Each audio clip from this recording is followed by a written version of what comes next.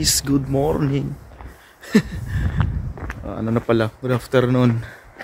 So welcome back again sa ating panibagong video, panibagong vlog mga kabayan.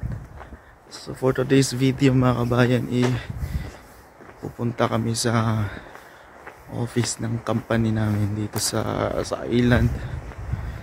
Kasi makuha kami ng para pang verification natin ng contract. So may kasama ko si Ronaldo. Sobrang lamig mga kabayan, nasa 5 degree kasi nasa island naman unlike talaga dun sa Zagreb mga kabayan. Doon talaga nag-i-snow kasi negative 1 doon, negative 1, 2 yung nag-i-snow yun mga kabayan. So ayan, lalakad kami kasi gusto ko nga mag-exercise kasi isang buwan ako walang pasok mga kabayan. Pero bayad yun sa mga kabayan ng company hindi ako pumapasok. So ayun, na maganda yung panahon ngayon mga kabayan. Maaraw pero malamig. So ayun na nga, samahan nyo kami magkuha ng para sa pang verify ng contract sa company. Papakita ko sa inyo yung itsura ng office ng company namin dito sa island. So sa mga interesado pala mga kabayan, mga nandito lang sa Croatia, yung company namin is nag-hiring sila direct dito lang sa Croatia mga kabayan. So ilagay ko lang sa description yung kanilang email mga kabayan, para kung gusto kayong mag-send kayo ng resume ninyo sa kanilang email. So gusto mag-apply lang naman for more on hospitality mga kabayan. So yan, mayroon namimingwit dyan mga kabayan. Maganda yung ngayon kasi maaraw, kasi naka ilang araw din yung yung di maganda yung panahon. So ngayon it's okay na naman.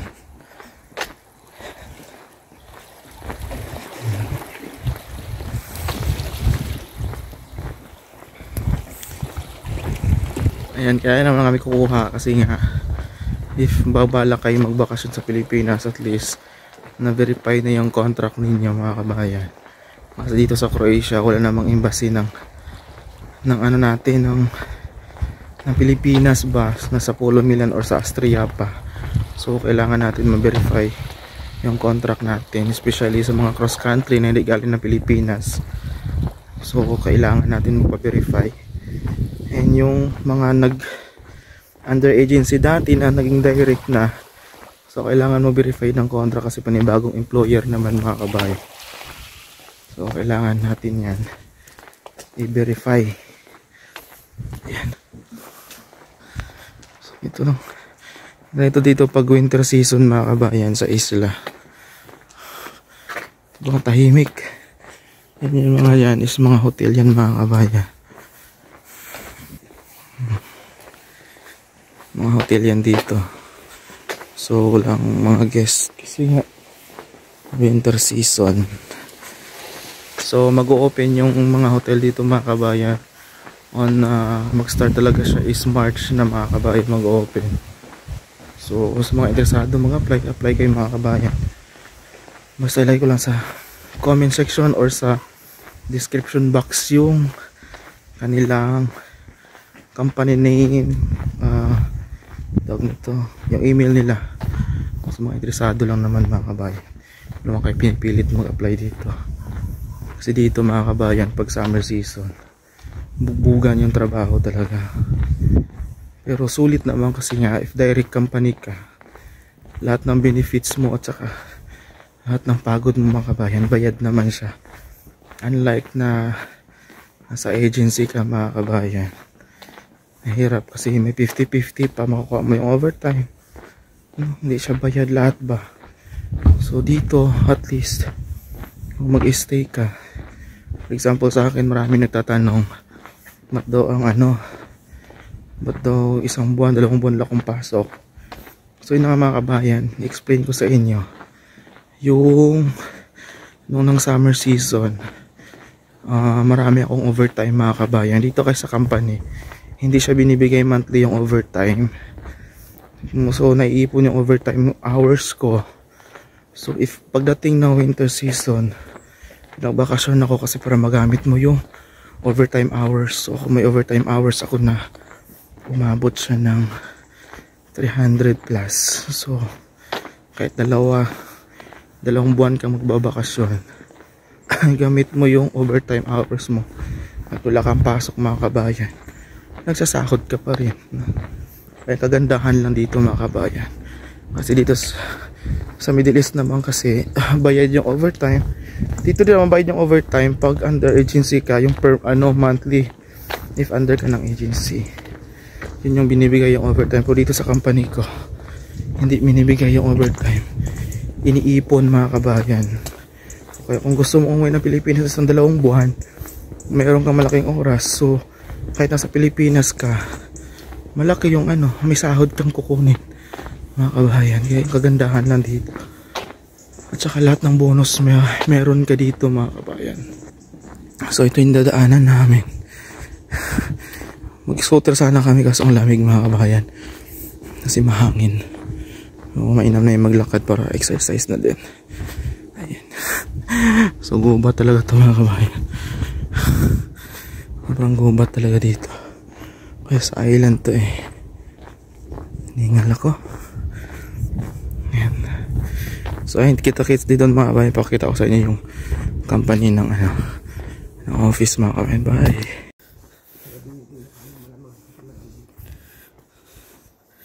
Yun na. So ayun na mga kabayan. Punta kayo sa office. So medyo konti lang yung video, yung entrance lang kinuha ko. Kasi nga baka hindi tayo pwede mag video or something. So ito na yun, certificate of registration. Basta translate sa English to Croatian to English mga kabayan. So kailangan kasi yan para sa verify ng contract. So ilagay ko din sa baba kung ano yung mga requirements mga kabayan, para makita ninyo, o sa mga gusto lang naman magpa-verify, no, kung gusto umuwi ng Pilipinas. So ilagay ko lang sa description box yung mga requirements, kung ano yung mga requirements para sa verification ng contract sa mga di pa naka-verify. So ayan, so ito yung city. Kung saan kayo punta? Saan ta punta? City? No, game city. Ayun, hindi bibili tayo ng din sa may ulam din, ng baboy. Wala kami ng city. Lang naman yun mga kabayan, piprint lang nila tapos yun lang, bigay na sa'yo. Ikaw na yung mag-process ikaw na photocopy kasi isang business na naman kami dito. Ayun na ba? So pupunta kami ng center. Kasi bibili daw kami ng ulam. Maamoy. So ganito yung dito mga kabayan. Mga bahay.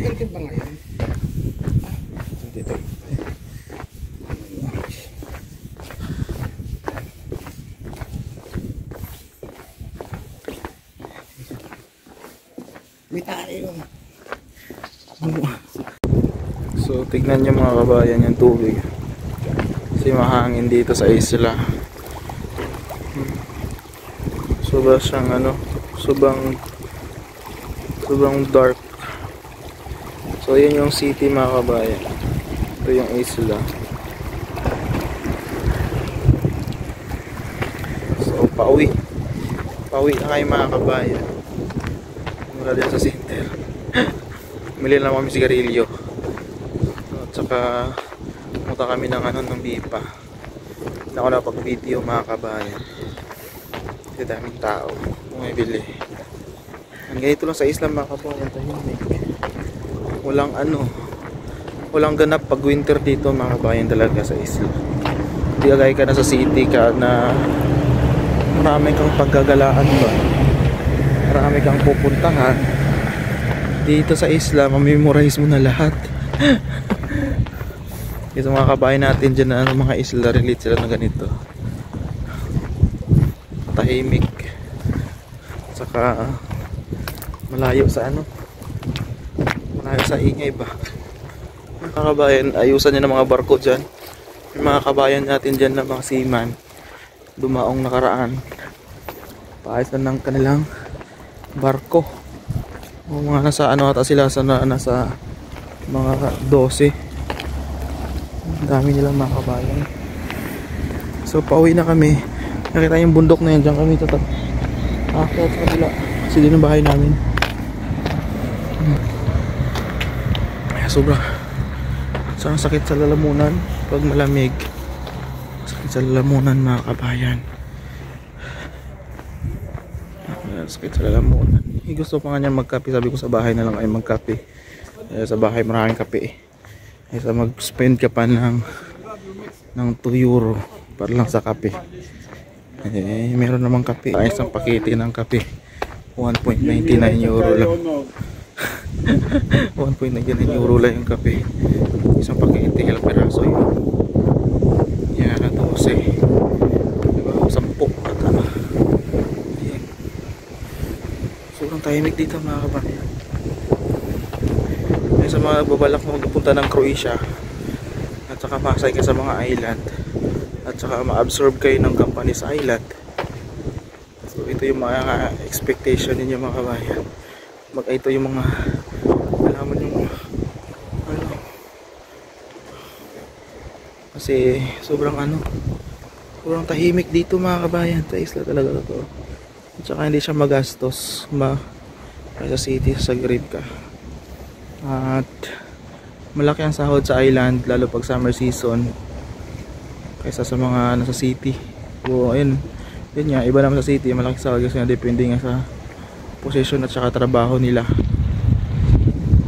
Yan, kung ikaw ay skilled worker, umabot yung sahod mo na 1,000 euro kung skilled worker ka, sa Zagreb ka.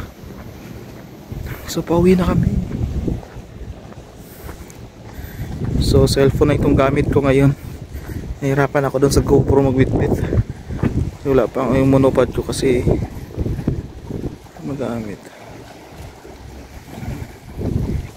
So ayun nga mga kabayan, maraming salamat sa mga nanonood, ang mga walang sawang sumusuporta sa ating YouTube channel. Thank you so much po sa inyo. Tsaka sa mga bago dyan, don't forget to subscribe my YouTube channel mga kabayan para ma-update kayo sa mga panibagong video dito sa Croatia, lalo na sa mga island mga kabayan, sa mga jobs hiring. So ayun, maraming salamat. See you around here in Croatia sa mga nag-apply. Good luck po mga kabayan. And watch, tingnan pa ano pala mga previous video ko, marami akong mga video doon na about jobs hiring, about sa mga sahod mga kabayan. Visit nyo lang yung aking YouTube channel, scroll down lang kayo kasi marami yun. And bye mga kabayan, ciao.